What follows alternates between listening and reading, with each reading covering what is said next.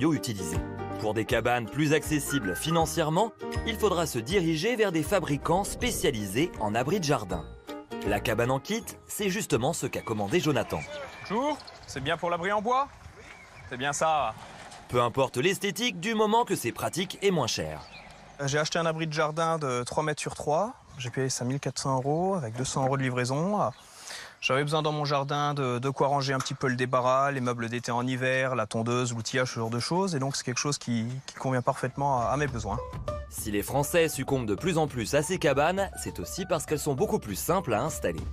Non, il n'y a rien de compliqué, regardez. Il suffit de trouver les morceaux du départ. Ouais, vous avez des dessins qui expliquent tout.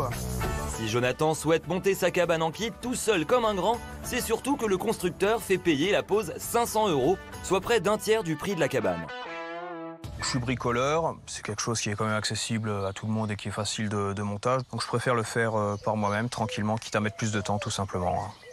Plus de temps, en effet, Jonathan mettra 1 journée et demie pour assembler sa cabane, alors qu'un spécialiste ne mettra que 6 heures. Et cette cabane de 9 mètres carrés, une fois assemblée, la voici. Mais ce n'est pas la moins chère du catalogue.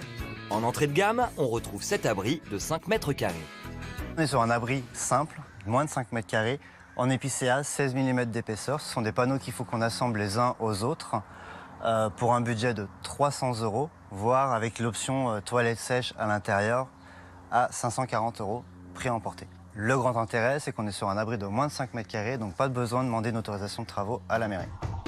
En effet, pour tous les abris entre 5 et 20 mètres carrés, il faut demander l'accord de la mairie. Au-delà, il faudra demander un permis de construire. Le prix de l'abri de jardin dépendra de sa taille, du bois utilisé, de son épaisseur et des finitions comme les portes, fenêtres, l'isolation de la toiture et son revêtement. Par exemple, avec cet abri de 9 mètres carrés, on passe par rapport au premier prix de 300 à 800 €. Le bois est beaucoup plus épais sur du madrier empillé, contrairement aux panneaux qu'on avait tout à l'heure. On a des fenêtres, on a des charnières, on a une fermeture cadenas et fabrication de grosses séries. C'est pour ça qu'on est toujours sur un prix bas.